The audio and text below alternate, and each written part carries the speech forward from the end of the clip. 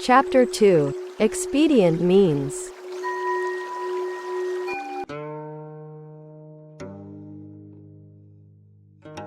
At that time the world-honored one calmly arose from his samadhi and addressed Shariputra, saying, "The wisdom of the Buddhas is infinitely profound and immeasurable.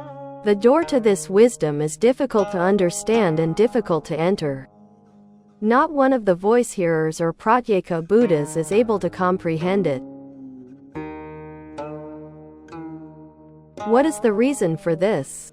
A Buddha has personally attended 100, 1,000, 10,000, a million, a countless number of Buddhas and has fully carried out an immeasurable number of religious practices. He has exerted himself bravely and vigorously, and his name is universally known.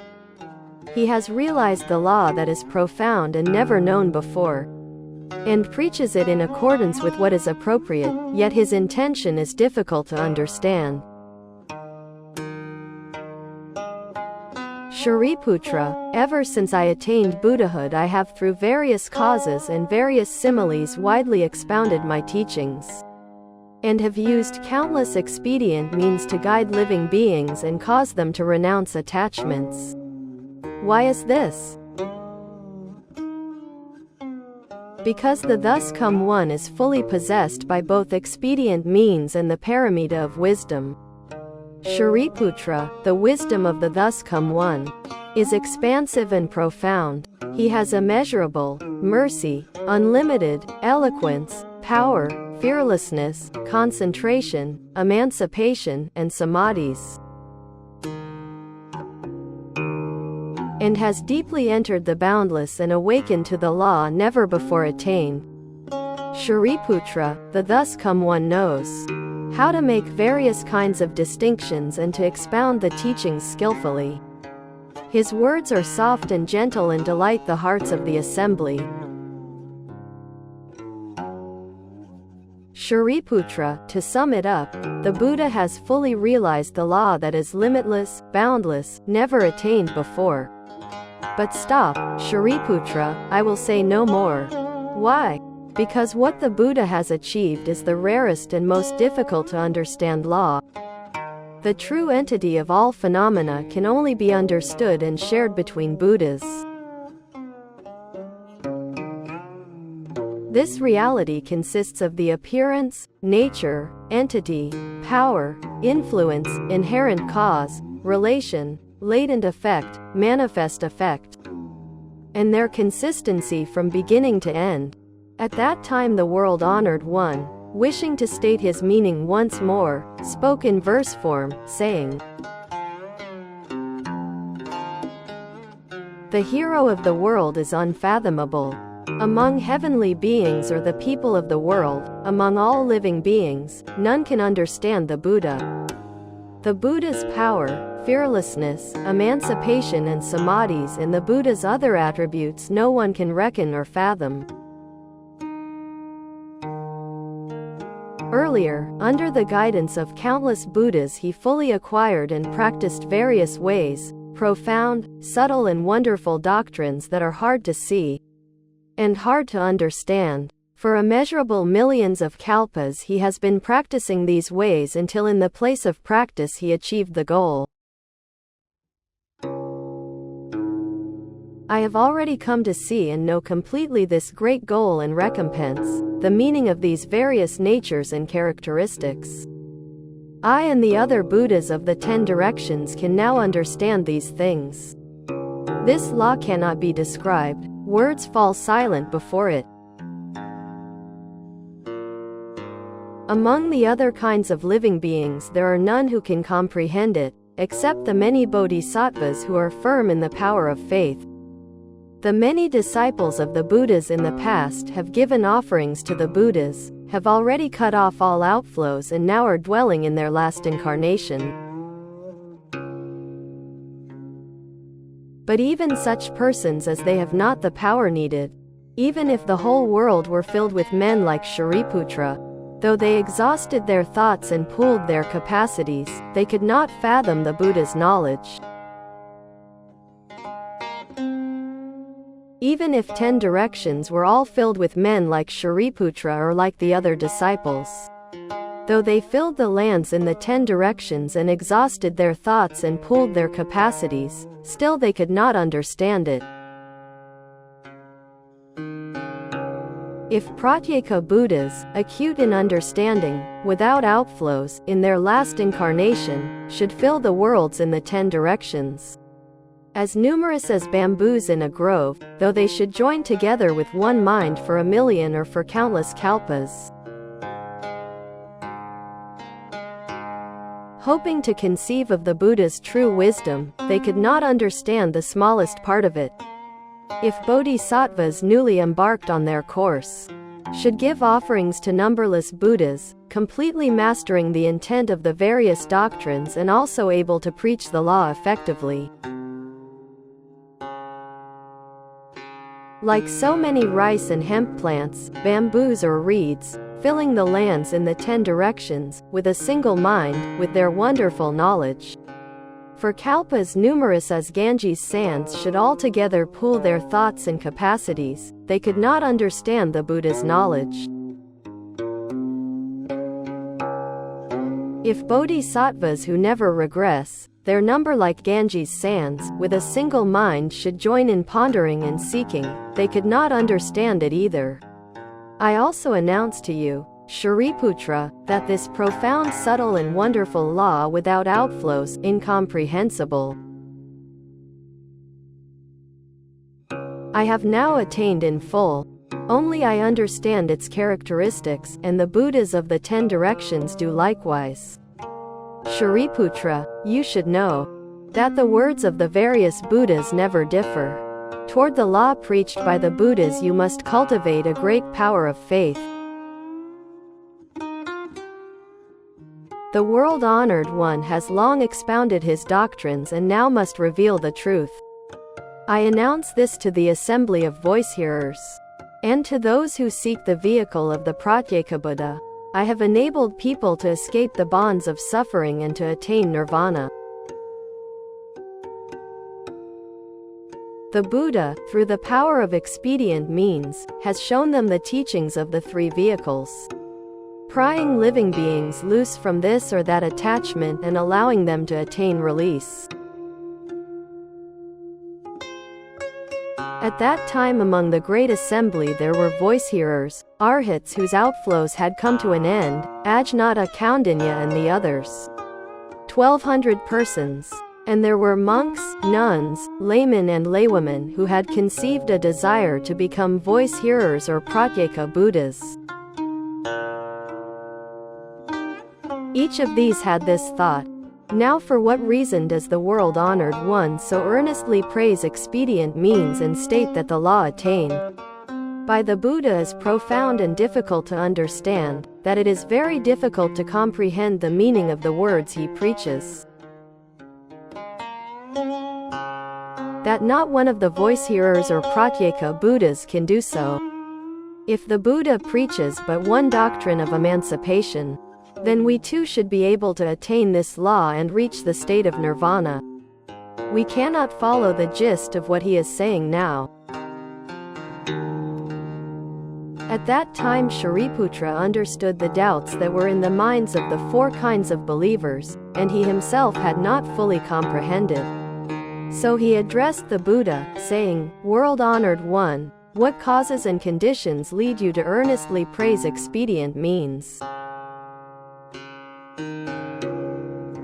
The foremost device of the Buddhas, the profound, subtle and wonderful law that is difficult to understand? From times past I have never heard this kind of preaching from the Buddha. Now the 4 kinds of believers all have doubts. We beg that the world-honored one earnestly praise this law that is profound, subtle and wonderful, difficult to understand? At that time Shariputra, wishing to state his meaning once more, spoke in verse from, saying, "Son of wisdom, great sage and venerable one, at long last you preach this law. You yourself declare you have attained power. fearlessness, samadhis, concentration, emancipation, and these other attributes, and the law that is beyond comprehension. This law attained in the place of practice no one is capable of questioning you about. My intention is hard to fathom, and no one can question me. No one questions, yet you yourself preach, praising the path you walk on. Your wisdom is very subtle and wonderful. That which all the Buddhas attain. The arhats who are without outflows and those who seek nirvana now have all fallen into the net of doubt, wondering for what reason the Buddha preaches this. Those who seek to become pratyeka Buddhas, monks and nuns, heavenly beings, dragons and spirits, along with the Gandharvas and others, look at one another, filled with perplexity, gazing upward at the most honored of two-legged beings. What is the meaning of all this? I beg the Buddha to explain it for us. Among the assembly of voice-hearers, the Buddha has said, I am foremost, yet now I lack the wisdom to solve these doubts and perplexities. Have I in fact grasped the ultimate law, or am I still on the path of practice? The sons born from the Buddha's mouth press palms together, gaze upward and wait. We beg you to put forth subtle and wonderful sounds and at this time explain to us how it really is. The heavenly beings, dragons, spirits, and the others, their numbers like Ganges sands, the bodhisattvas seeking to be Buddhas. In a great force of 80,000, as well as the wheel-turning sage kings come from 10,000s of millions of lands. All press their palms and with reverent minds wish to hear the teaching of perfect endowment. At that time the Buddha addressed Shariputra, saying, Stop, stop, there is no need to speak further. If I speak of this matter, then the heavenly and human beings throughout the worlds will all be astonished and doubtful. Shariputra once more spoke to the Buddha, saying, World-honored one, we beg you to preach. We beg you to preach. What is the reason? Because this assembly of countless hundreds, thousands, 10,000s, millions of asamkayas of living beings in the past have seen the Buddhas. Their faculties are vigorous and acute and their wisdom is bright. If they hear the Buddha preach, they will be capable of reverent belief. At that time Shariputra, wishing to state his meaning once more, spoke in verse form, saying, Dharma King, none more highly honored, speak, we beg you, without reserve. In this assembly of numberless beings are those capable of reverent belief. The Buddha repeated, Stop, Shariputra. If I speak of this matter, the heavenly and human beings and asuras throughout the worlds will all be astonished and doubtful. The monks who are overbearingly arrogant will fall into a great pit. At that time the world-honored one repeated what he had said in verse form. Stop, stop, no need to speak. My law is wonderful and difficult to ponder. Those who are overbearingly arrogant when they hear it will never show reverent belief. At that time Shariputra once more spoke to the Buddha, saying, World-honored one, we beg you to preach. We beg you to preach. In this assembly at present, the persons like myself number in the hundreds, thousands, 10,000s, millions. In age after age we have already attended the Buddhas and received instruction. People of this kind are certain to be capable of reverent belief. Throughout the long night they will gain peace and rest and will enjoy many benefits. At that time Shariputra, wishing to state his meaning once more, spoke in verse form, saying, Supremely honored among two-legged beings, we beg you to preach this foremost law. I, who am regarded as the Buddha's eldest son, ask you to favor us by preaching distinctions. The countless members of this assembly are capable of according reverent belief to this law. The Buddhas have already in age after age taught and converted them in this manner. All with a single mind and palms pressed together desire to hear and receive the Buddha's words. I and the other 1,200 of our group, as well as the others who seek to become Buddhas, beg that for the sake of this assembly you will favor us by preaching distinctions. When we hear this law we will be filled with great joy. At that time the world-honored one said to Shariputra, 3 times you have stated your earnest request. How can I do other than preach? Now you must listen attentively and carefully ponder. For your sake I will now analyze and explain the matter. When he had spoken these words, there were some 5,000 monks, nuns, laymen and laywomen in the assembly who immediately rose from their seats, bowed to the Buddha, and withdrew. What was the reason for this?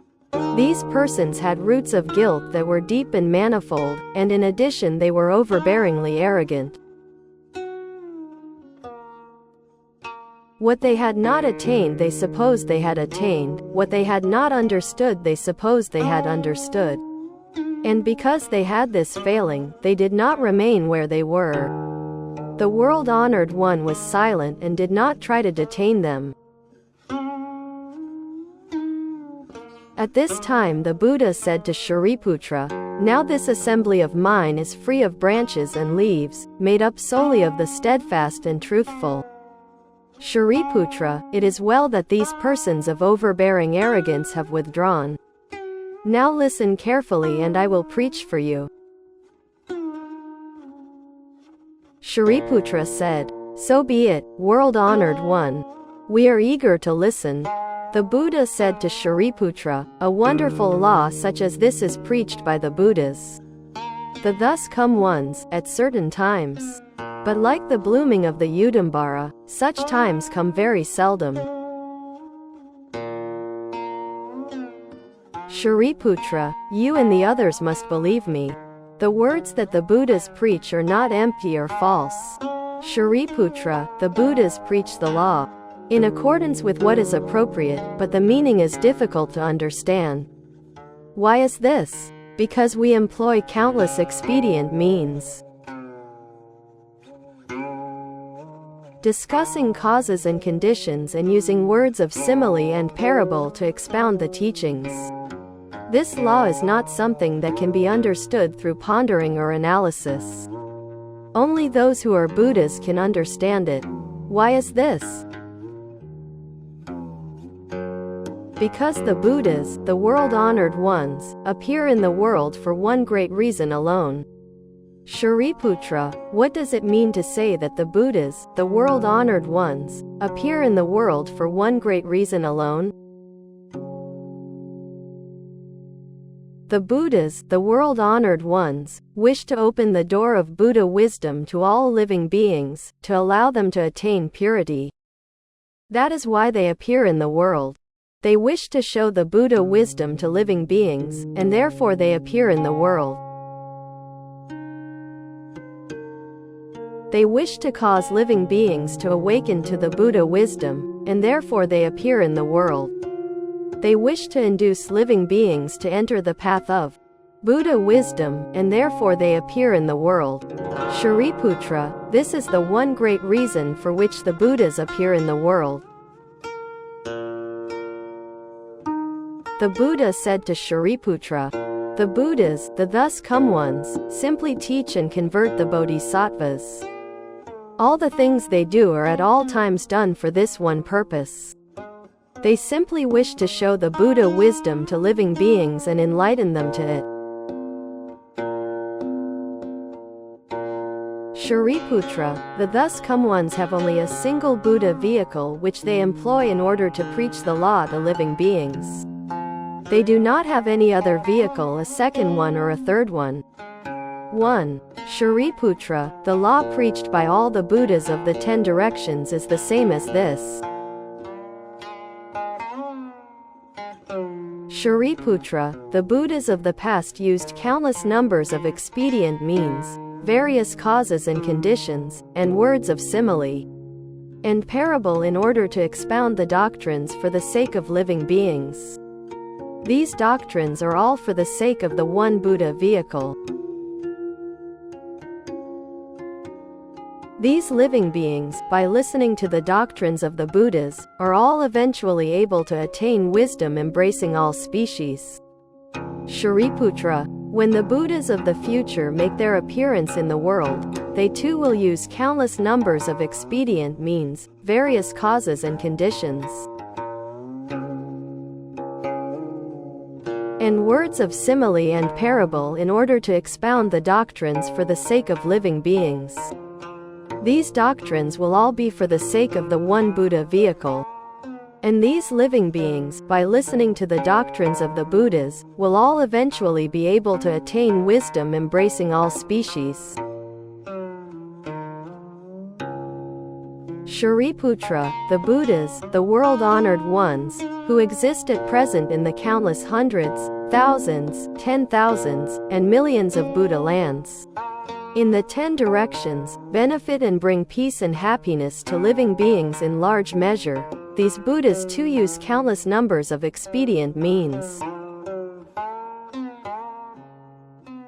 various causes and conditions, and words of simile and parable in order to expound the doctrines for the sake of living beings. These doctrines are all for the sake of the one Buddha vehicle. And these living beings, by listening to the doctrines of the Buddhas, are all eventually able to attain wisdom embracing all species. Shariputra, these Buddhas simply teach and convert the bodhisattvas. They do it because they wish to show the Buddha wisdom to living beings.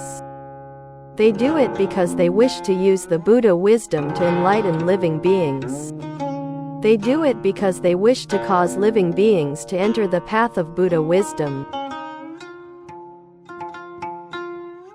Shariputra, I too will now do the same. I know that living beings have various desires, attachments that are deeply implanted in their minds. Taking cognizance of this basic nature of theirs, I will therefore use various causes and conditions, words of simile and parable, and the power of expedient means and expound the law for them. Shariputra, I do this so that all of them may attain the one Buddha vehicle, and wisdom embracing all species. Shariputra, when the age is impure and the times are chaotic, then the defilements of living beings are grave. They are greedy and jealous and put down roots that are not good. Because of this, the Buddhas, utilizing the power of expedient means, apply distinctions to the one Buddha vehicle and preach as though it were three. Shariputra, if any of my disciples should claim to be an arhat or a pratyekabuddha and yet does not heed or understand that the Buddhas, the thus come ones, simply teach and convert the bodhisattvas, then he is no disciple of mine, he is no arhat or pratyekabuddha. Again, Shariputra, if there should be monks or nuns who claim that they already have attained the status of arhat, that this is their last incarnation, that they have reached the final nirvana, and that therefore they have no further intention of seeking Anuttara Samyak Sambodhi, then you should understand that such as these are all persons of overbearing arrogance. Why do I say this? Because if they are monks who have truly attained the status of arhat, then it would be unthinkable that they should fail to believe this law. The only exception would be in a time after the Buddha had passed away, when there was no Buddha present in the world. Why is this? Because after the Buddha has passed away it will be difficult to find anyone who can embrace, recite, and understand the meaning of sutras such as this. But if persons at that time encounter another Buddha, then they will attain decisive understanding with regard to this law. Shariputra, you and the others should with a single mind believe and accept the words of the Buddha. The words of the Buddhas, the thus come ones, are not empty or false. There is no other vehicle, there is only the one Buddha vehicle. At that time the world honored one, wishing to state his meaning once more, spoke in verse form, saying, there are monks and nuns who behave with overbearing arrogance, laymen full of self-esteem, laywomen who are lacking in faith. Among the four kinds of believers, the likes of these number 5,000. They fail to see their own errors, are heedless and remiss with regard to the precepts, clinging to their shortcomings, unwilling to change. But these persons of small wisdom have already left. The chaff among this assembly has departed in the face of the Buddha's authority. These persons were of paltry merit and virtue, incapable of receiving this law. This assembly is now free of branches and leaves, made up only of those steadfast and truthful. Shariputra, listen carefully, for the law which the Buddhas have attained. Through the power of countless expedient means they preach for the benefit of living beings. The thoughts that are in the minds of living beings. The different types of paths they follow, their various desires and natures, the good and bad deeds they have done in previous existences. All these the Buddha takes cognizance of, and then he employs causes, similes and parables, words that embody the power of expedient means, in order to gladden and please them all. Sometimes he preaches sutras, verses, stories of the previous lives of disciples.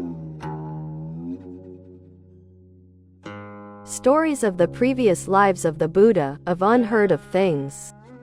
At other times he preaches regarding causes and conditions, uses similes, parables, passages of poetry or discourses, for those of dull capacities who delight in a little law,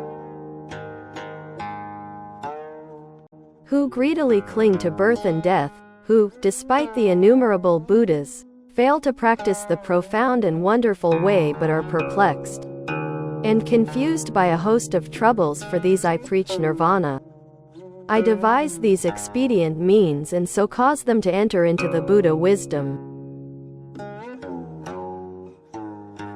Up to now I have never told you that you were certain to attain the Buddha way.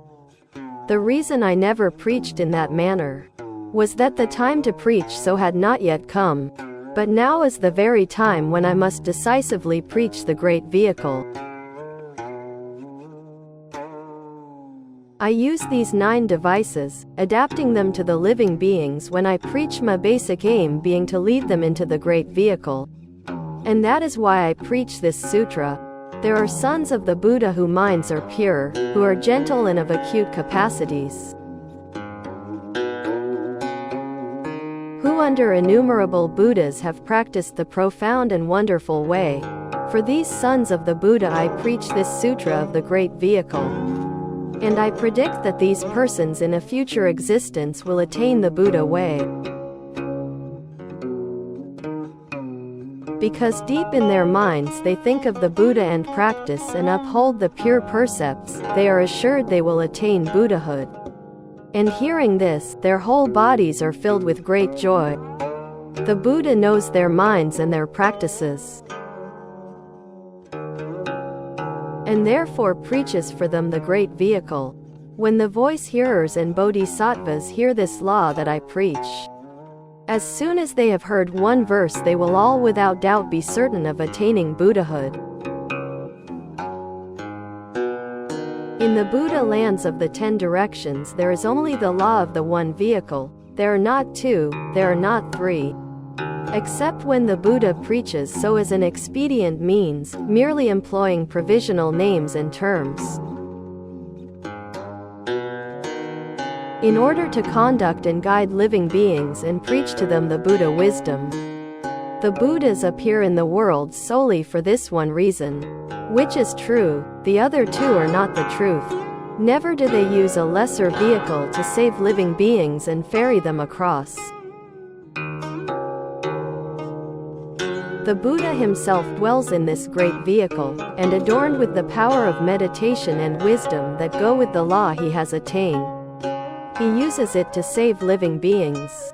He himself testifies to the unsurpassed way, the great vehicle, the law in which all things are equal.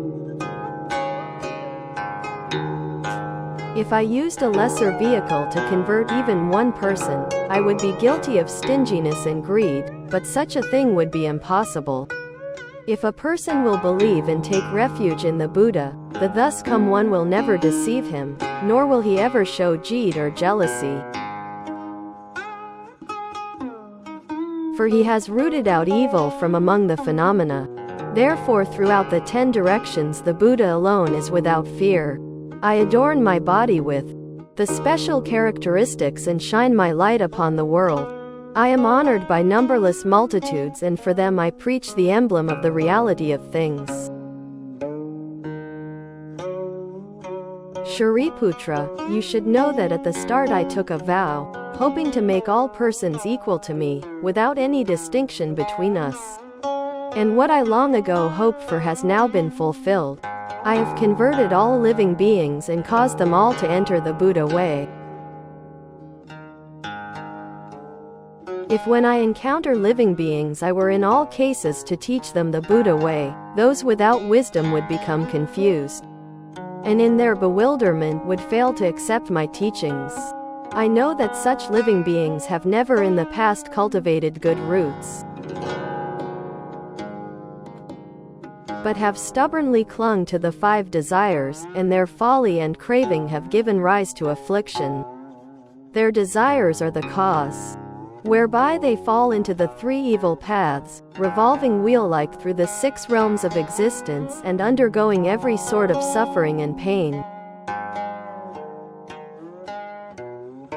Having received a tiny form in the womb, in existence after existence they constantly grow to maturity. Persons of meager virtue and small merit, they are troubled and beset by manifold sufferings. They stray into the dense forest of mistaken views, debating as to what exists and what does not, and in the end cling to such views, embracing all 62 of them. 2. They are profoundly committed to false and empty doctrines, holding firmly to them, unable to set them aside. Arrogant and puffed up with self-importance, fawning and envious, insincere in mind, for 1,000, 10,000, a million kalpas. They will not hear the Buddha's name, nor will they hear the correct law. Such people are difficult to save. For these reasons, Shariputra, I have for their sake established expedient means, preaching the way that ends all suffering, and showing them nirvana. But although I preach nirvana, this is not a true extinction. All phenomena from the very first have of themselves constantly borne the marks of tranquil extinction. Once the sons of the Buddha have carried out this path, then in a future existence they will be able to become Buddhas. I have employed the power of expedient means to unfold and demonstrate this doctrine of 3 vehicles, but the world-honored ones, every one of them, all preach the single vehicle way. Now before this great assembly I must clear away all doubts and perplexities. There is no discrepancy in the words of the Buddhas, there is only the one vehicle, not 2. For numberless kalpas in the past, countless Buddhas who have now entered extinction, 100,000, 10,000, million types. In numbers incapable of calculation, such world-honored ones, using different types of causes, similes, and parables, the power of countless expedient means, have expounded the characteristics of teachings. These world-honored ones have all preached the doctrine of the single vehicle, converting countless living beings and causing them to enter the Buddha way. And these great sage lords, knowing what is desired deep in the minds of the heavenly and human beings and the other living things throughout all the worlds, have employed still other expedient means to help illuminate the highest truth. If there are living beings who have encountered these past Buddhas, and if they have listened to their law, presented alms, or kept the precepts, shown forbearance, been assiduous, practiced meditation and wisdom, and so forth, cultivating various kinds of merit and virtue, then persons such as these all have attained the Buddha way. After the Buddhas have passed into extinction, if persons are of good and gentle mind, then living beings such as these have all attained the Buddha way. After the Buddhas have passed into extinction, if persons make offerings to the relics, raising 10,000 or 1,000,000 kinds of towers, using gold, silver and crystal, seashell and agate, carnelian, lapis lazuli, pearls, to purify and adorn them extensively, in this way erecting towers, or if they raise up stone mortuary temples or those of sandalwood or aloes, hovenia or other kinds of timber, or of brick, tile, clay or earth, if in the midst of the broad fields they pile up earth to make a mortuary temple for the Buddhas, or even if little boys at play should collect sand to make a Buddha tower, then persons such as these have all attained the Buddha way. If there are persons who for the sake of the Buddha fashion and set up images, carving them with many distinguishing characteristics, then all have attained the Buddha way. Or if they make things out of the 7 kinds of gems, of copper, red or white copper, pewter, lead, tin, iron, wood, or clay, or use cloth soaked in lacquer or resin to adorn and fashion Buddha images, then persons such as these have all attained the Buddha way. If they employ pigments to paint Buddha images, endowing them with the characteristics of hundredfold merit, if they make them themselves or have other make them, then all have attained the Buddha way. Even if little boys in play should use a piece of grass or wood or a brush, or perhaps a fingernail to draw an image of the Buddha, such persons as these bit by bit will pile up merit and will become fully endowed with a mind of great compassion. They all have attained the Buddha way. Merely by converting the bodhisattvas they bring salvation and release to numberless multitudes. And if persons, in the presence of such memorial towers, such jeweled images and painted images, should with reverent minds make offerings of flowers, incense, banners or canopies, or if they should employ persons to make music, striking drums or blowing horns or conch shells, playing pipes, flutes, zithers, harps, balloon guitars, cymbals and gongs, and if these many kinds of wonderful notes are intended wholly as an offering, or if one with a joyful mind sings a song in praise of the Buddha's virtue, even if it is just one small note,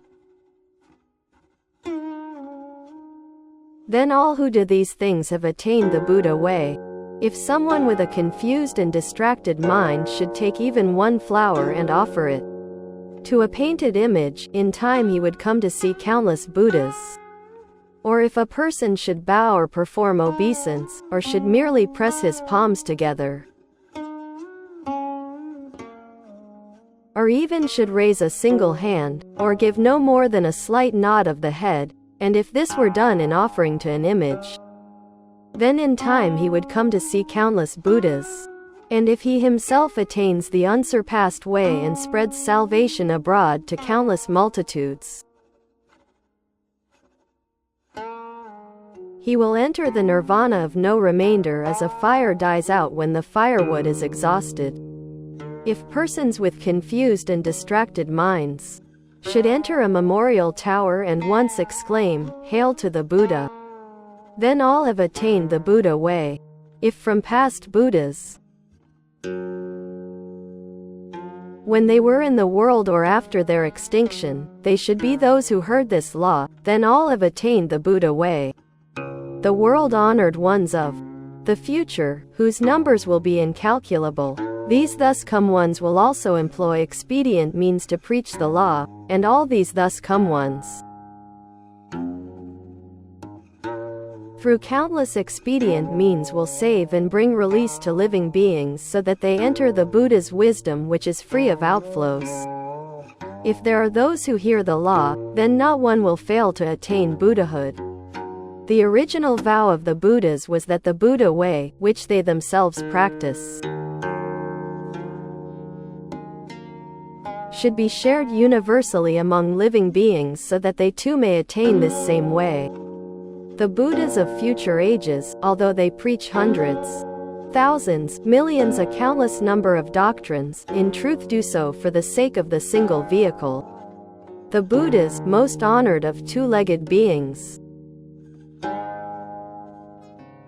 know that phenomena have no constantly fixed nature, that the seed of Buddhahood sprout through causation, and for this reason they preach the single vehicle. But that these phenomena are part of an abiding law, that the characteristics of the world are constantly abiding. This they have come to know in the place of practice, and as leaders and teachers they preach expedient means. The presently existing Buddhas of the 10 directions, whom heavenly and human beings make offerings to, who in number are like Ganges sands, they have appeared in the world in order to bring peace and comfort to living beings.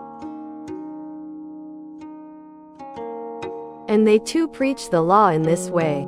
They understand the foremost truth of tranquil extinction and therefore employ the power of expedient means. And though they point out various different paths, in truth they do so for the sake of the Buddha vehicle. They understand the actions of living beings, the thoughts that lie deep in their minds, the deeds they have carried out in the past, their desires, their nature, the power of their exertions, and whether their capacities are acute or dull. And so they employ various causes and conditions, similes, parables, and other words and phrases, adapting what expedient means are suitable to their preaching. Now I too am like this, in order to bring peace and comfort to living beings. I employ various different doctrines to disseminate the Buddha way. Through the power of my wisdom I know the nature and desires of living beings. And through expedient means I preach these doctrines, causing all living beings to attain joy and gladness. Shariputra, you should understand that I view things through the Buddha eye. I see the living beings in the 6 paths, how poor and distressed they are, without merit or wisdom. How they enter the perilous road of birth and death, their sufferings continuing with never a break. How deeply they are attached to the 5 desires, like a yak, enamored of its tail, blinding themselves with greed and infatuation, their vision so impaired they can see nothing. They do not seek the Buddha, with his great might, or the law that can end their sufferings, but enter deeply into erroneous views, hoping to shed suffering through great suffering. For the sake of these living beings I summon up a mind of great compassion. When I first sat in the place of practice and gazed at the tree and walked around it, for the space of 3 times 7 days I pondered the matter in this way. The wisdom I have attained, I thought, is subtle, wonderful, the foremost. But living beings, dull in capacity, are addicted to pleasure and blinded by stupidity. With persons such as this, what can I say? How can I save them? At that time the Brahma kings, along with the heavenly king Shakra, the 4 heavenly kings who guard the world, and the heavenly king Great Freedom, in company with other heavenly beings and their hundreds and thousands of followers, reverently pressing their palms together and bowed, begging me to turn the wheel of the law. Immediately I thought to myself that if I merely praised the Buddha vehicle, then the living beings, sunk in their suffering, would be incapable of believing in this law. And because they rejected the law and failed to believe it, they would fall into the 3 evil paths. It would be better if I did not preach the law but quickly entered into nirvana. Then my thoughts turned to the Buddhas of the past and the power of expedient means they had employed, and I thought that the way I had now attained should likewise be preached as 3 vehicles. When I thought in this manner, the Buddhas of the 10 directions all appeared and with Brahma sounds comforted and instructed me. Well done, Shakyamuni, they said, foremost leader and teacher, you have attained the unsurpassed law. But following the example of all other Buddhas, you will employ the power of expedient means. We too have all attained the most wonderful, the foremost law, but for the sake of living beings, we make distinctions and preach the 3 vehicles. People of small wisdom delight in a small law, unable to believe that they themselves could become Buddhas. Therefore we employ expedient means, making distinctions and preaching various goals. But though we preach the 3 vehicles, we do it merely in order to teach the Bodhisattvas. Shariputra, you should understand this. When I heard these saintly lions and their deep, pure, subtle, wonderful sounds, I rejoiced, crying, "Hail to the Buddhas!" Then I thought to myself, I have come into this impure and evil world, and as these Buddhas have preached, I too must follow that example in my actions.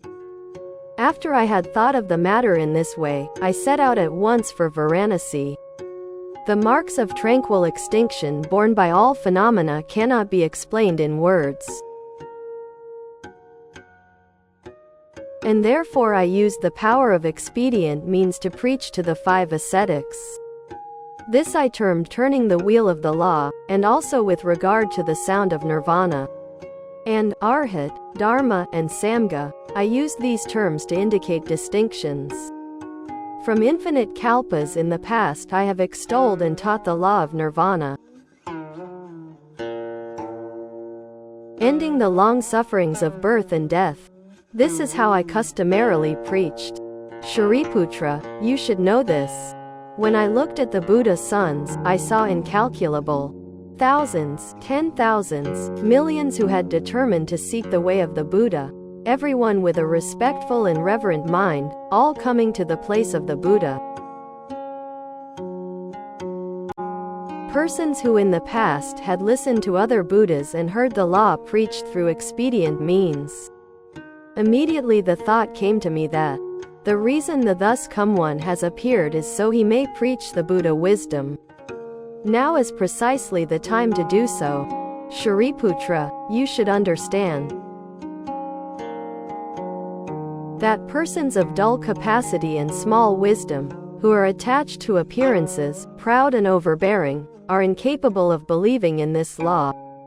Now I, joyful and fearless, in the midst of the Bodhisattvas, honestly discarding expedient means, will preach only the unsurpassed way. When the Bodhisattvas hear this law, they will be released from all entanglements of doubt. The 1200 arhats, they too will all attain Buddhahood.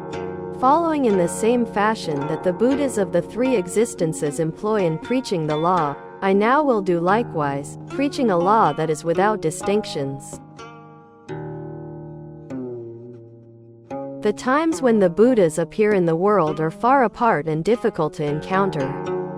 And even when they appear in the world, it is difficult for them to preach this law. Throughout incalculable, innumerable kalpas, it is rare that one may hear this law, and a person capable of listening to this law, such a person is likewise rare. It is like the Udambara flower which all the world loves and delights in, which heavenly and human beings look on as something rare, but which appears only once in many ages. If a person hears this law, delights and praises it, even if he utters just one word, then he has made offerings to all the Buddhas of the three existences.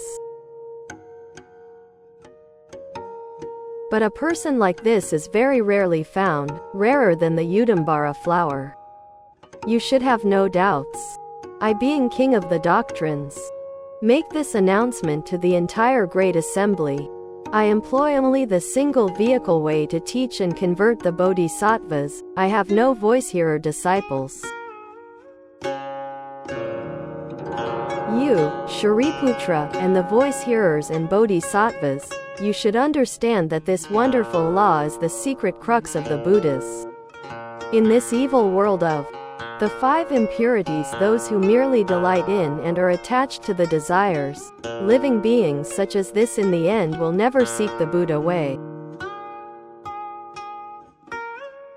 When evil persons in ages to come hear the Buddha preach the single vehicle, they will be confused, will not believe or accept it, will reject the law, and fall into the evil paths. But when there are those with sense of shame, persons of purity who have determined to seek the Buddha way, then for the sake of such as these one should widely praise the way of the single vehicle. Shariputra, you should understand this. The law of the Buddhas is like this. Employing 10,000, a million expedient means, they accord with what is appropriate in preaching the law. Those who are not versed in this matter cannot fully comprehend this, but you and the others already know how the Buddhas, the teachers of the world, accord with what is appropriate in employing expedient means. You will have no more doubts or perplexities, but your minds filled with great joy will know that you yourselves will attain Buddhahood.